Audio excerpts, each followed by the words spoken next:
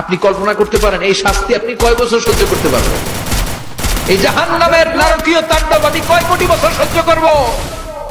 খালিদিনা ফিহা আবাদা, আর বের হওয়ার সুযোগ নাই। এবার যারা সুইসাইড করে মারা গিয়েছে তাদের এক জায়গায় শাস্তি, মান কাতালা নাফসাহু বিশাইইন উযযিবা বিহি ইয়াউমাল কিয়ামা। ছুরি মেরে ছুরি পেটের ভিতরে ঢুকিয়ে অনেকে আত্মহত্যা করে না? জাহান্নামে তার শাস্তি হবে, সে জাহান্নামের আগুন ঝরিত ছুরি পেটে শুধু ঢুকাবে, কিন্তু ওখানে মরবে না, মৃত্যুর কষ্ট পাবে কিন্তু মরবে না। পর্নোগ্রাফি যারা দেখেছে দুনিয়ার বুকে, মেয়েদের উলঙ্গ দৃশ্য মোবাইলের ভেতরে আছে না নাই? যুবক ছেলেরা সাবধান, জাহান্নামের খুন্তি দিয়ে চোখের ভেতরে ঢুকানো হবে। যাদের মোবাইলে স্মার্টফোনের ভেতরে যাদের এই অশ্লীল দৃশ্য, blue film, pornography, naked cinema আছে সব ডিলিট করে দাও।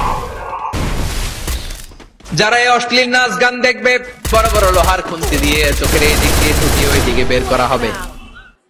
যারা দুনিয়ার বুকে সুপ্রিম কোর্টের মধ্যে যে মিথ্যা সাক্ষী দিত এরকম আছে না নাই? জাহান্নামের কেচি দিয়ে জিহ্বাটারে আর ঠোঁট গুলারে কাটা হবে, আবার ঠোঁট অটোমেটিক লেগে যাবে, আবার কাটা হবে। দুনিয়ার বুকে অন্যের জমি মেরে যারা খেয়েছে, জাহান্নামের পুরো 7 জমিনের ওজন তার ঘাড়ের উপরে চাপিয়ে দিবে কে? চায়ের দোকানে বসে গল্প গাল গল্প করেছে, গিবত করেছে, ব্যাকবাইটিং, চুগলখুরি, নামিমা আছে না নাই? ওর বাড়ির কি সমস্যা? ওই মাইয়া পলায় গেছে, ওই পোলায় গাঞ্জা খাইছে, তো আমনের কি হয়েছে? আমনের বাড়ির কি অবস্থা ওইটা কোন? এরকম ডাকাইত আছে না নাই? এর কথা ওর কানে লাগায়, ওর কথা এর কানে লাগিয়ে সমাজের সম্প্রীতি আর শান্তি নষ্ট করে, এরকম ডাকাইত আছে না নাই? এদের নখগুলো রব্বুল আলামিন মিন নুহাস, তামার, ধারালো তামার নখ বানিয়ে দিবে। নিজের নখ দিয়ে নিজের গালের গোশতগুলো খামছে খামছে খাবে। সম্পদের মালিক আল্লাহ বানিয়েছে, তারপরও যাকাত আদায় করে নাই। এই সম্পদগুলো পা থেকে পেঁচাতে পেঁচাতে কোমর থেকে পেঁচাতে পেঁচাতে গলা পর্যন্ত এসে ছোবল মারবে। এক একটা ছোবলে তার পুরো দেহটা বিষে বিষাক্ত হয়ে ভেনোমাস হয়ে নীলাভ হয়ে যাবে। একটা ছোবলে জাহান্নামের ভেতরে 70 গজ মাটিতে ঢুকে যাবে। সাপগুলো এসে বলবে আনা মালুক আনা কানজুক, আমি তোর সম্পদ।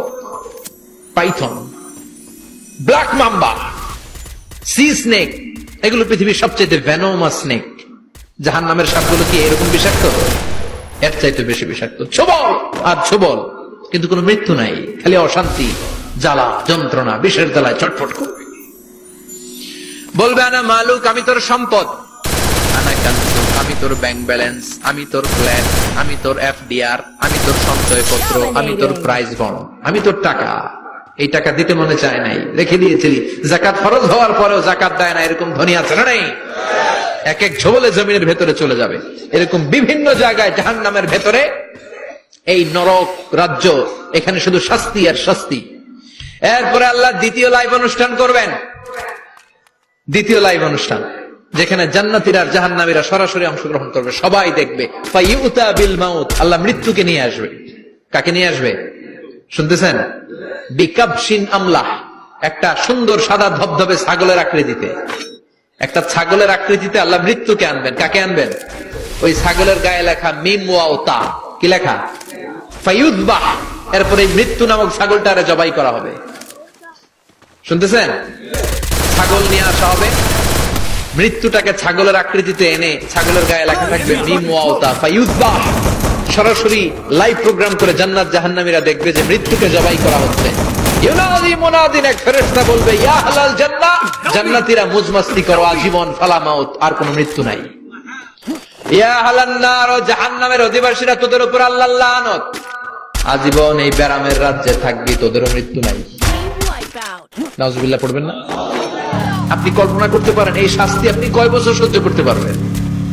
এই জাহান্নামের নারকীয় তাণ্ডব আমি কয় কোটি বছর সহ্য করব? খালিদিনা ফিহা আবাদা, আর বের হওয়ার সুযোগ নাই। এজন্য এই জাহান্নামের ভয় মুমিনের অন্তরে থাকার দরকার আছে না নাই? ওই জাহান্নাম থেকে মুক্তি নিশ্চিত করতে পারে যে কিতাবটার নাম, চিৎকার করে বলেন কিতাবটার নাম। এই কোরআনটার সাথে সম্পর্ক বাড়াতে হবে, এই কোরআনের আদেশগুলো মানতে হবে, 5 ওয়াক্ত সালাত জামাতের সাথে পড়তে হবে, তাহলে ওই সুন্দর জান্নাতে যাওয়া যাবে। ঠিক কিনা? আজকের এই প্রোগ্রাম থেকে কি আমরা ওয়াদা করতে পারি না যে জীবনে কোনোদিন আর নামাজ ছাড়বো না, আর ইসলামের বিরুদ্ধে যাব না, আর কোরআনের বিরুদ্ধে যাব না? রাজি আছো মুসলমান? হাত তুলে আল্লাহর দেখান।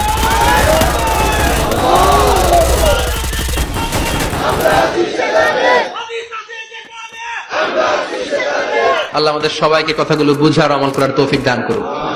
যে আমলগুলো করলে আমরা জান্নাতের অধিকারী হতে পারি, সে আমলগুলো যেন বেশি বেশি করতে পারি, তুমি তৌফিক দাও আল্লাহ। এখানে যেমনি আমরা তোমার উদ্দেশ্যে একত্রিত হলাম, তোমার ওই জান্নাতুল ফেরদাউসের মধ্যেও যেন আমরা একত্রিত হতে পারি, তুমি তৌফিক দাও। সুবহানাকাল্লাহুম্মা বিহামদিকা আশহাদু আল্লা ইলাহা ইল্লা আনতা আস্তাগফিরুকা ওয়া আতুবু ইলাইক।